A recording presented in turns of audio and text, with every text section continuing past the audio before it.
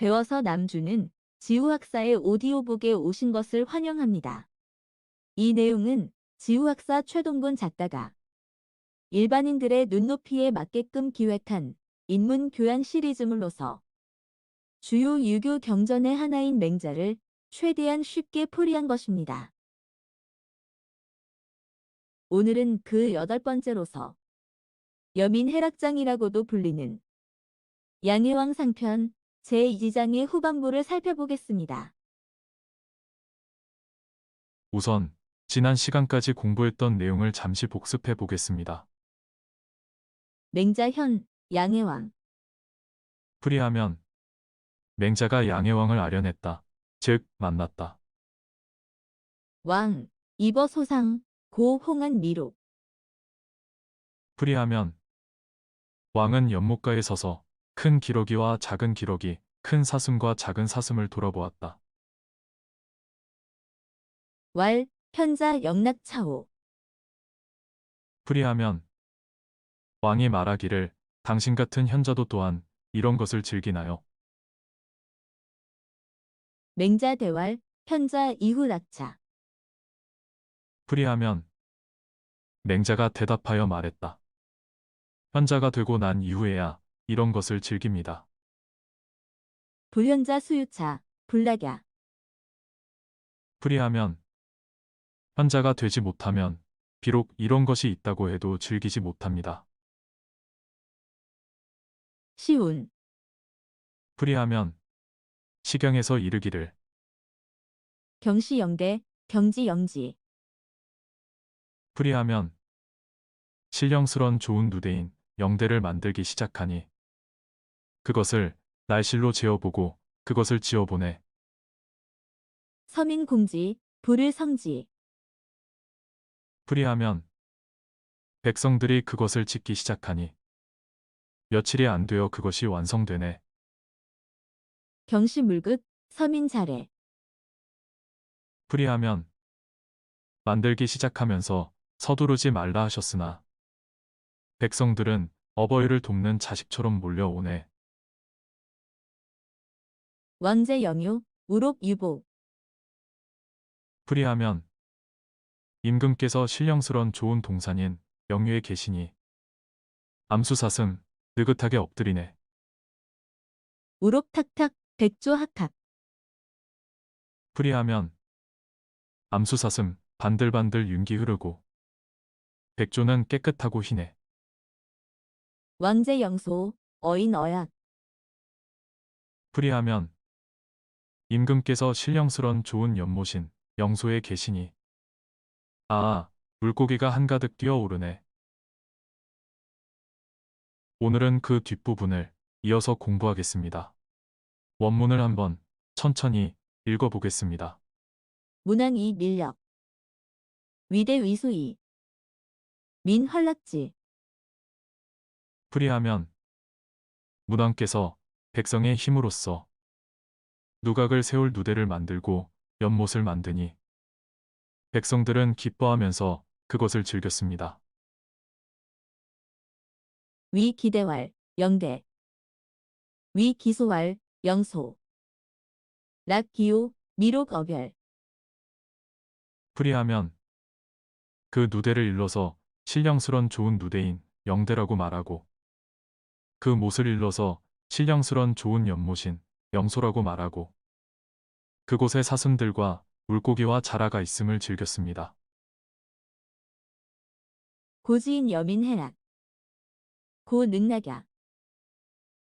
풀이하면 문왕과 같은 어진 옛날 사람은 백성과 더불어 함께 즐겼고 그런 고로 능히 그것들을 즐길 수 있었습니다. 맹자는 앞서 시경을 인용한 목적을 굳이 따로 설명이 필요 없을 정도로 이 대목에서 상세히 밝히고 있습니다. 그런데 문왕이 도대체 누구이길래 맹자가 이토록 강조하고 있을까요? 백과사전을 찾아보면 문왕은 이름이 창이며 주나라의 기초를 닦은 명군으로서 현명한 재상, 여상의 도움을 받아 덕지에 힘썼다고 합니다. 특히 자기 근거지인 중국 서방 제후들의 신뢰를 얻어서 당시 천자국인 상나라로부터 서방 제후의 패자로서 인정받아 서백이라는 칭호를 사용하도록 허락받았는데 공자를 따르는 유가로부터 이상적인 군주로 칭송받은 인물입니다. 문왕을 잘 보필한 여상이라는 인물은 성이 강씨로 문왕의 할아버지였던 태공이라는 주나라 왕이 꿈에서도 그토록 바라던 훌륭한 인물이라는 뜻에서 태공망이라고도 불렸습니다. 속칭으로는 그의 성과 함께 낚시꾼의 대명사인 강태공으로 불리는데 그리 된 이유는 그가 자신을 알아줄 훌륭한 군주를 만날 때까지 위수라는 강가에서 바늘없는 낚싯대로 세월을 낚으며 하염없이 기다렸기 때문입니다. 문왕이 제후국인 주나라의 군주로 있을 때 천자국인 상나라의 임금은 중국 고대사에서 거랑과 더불어 폭군의 대명사로 자주 언급되는 주왕이었습니다. 주왕의 폭정이 갈수록 심해지자 상나라 주변의 다른 제후국들은 상국인 상나라를 제쳐두고 스스로 문왕에게 복속하자 주나라의 국력은 날로 강해졌습니다. 하지만 공작뿐만 아니라 후작에도 못 미치는 백작의 뜻을 담고 있는 서백이라는 호칭에서도 알 수 있듯이 문왕이 이끄는 주나라의 국력은 아직 천자국인 상나라를 상대하기에는 역부족이었기에 문왕은 몸을 낮추고 때를 기다렸으며 꾸준히 천하의 민심을 얻었습니다.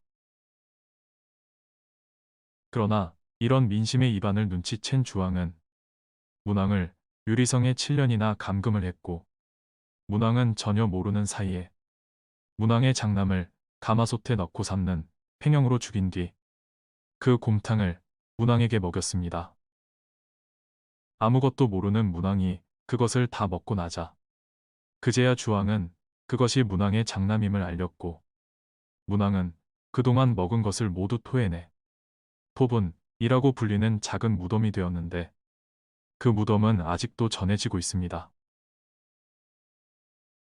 문왕은 이런 치욕과 고통을 이겨내면서도 꾸준히 민심을 얻고 인재를 모았는데 이때 문왕이 얻은 인재 중에 최고의 인재는 다름 아닌 강태공으로 유명한 강여상이었습니다.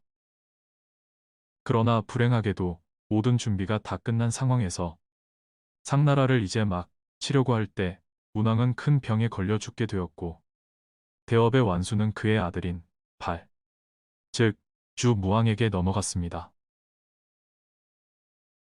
문왕의 시호에는 그롤 문자가 쓰였고 실제 무력으로 상나라를 쓰러뜨린 뒤 천자에 오른 그의 아들에게는 굳셀 무자가 쓰인 것은 다 이런 역사적인 이유가 있습니다.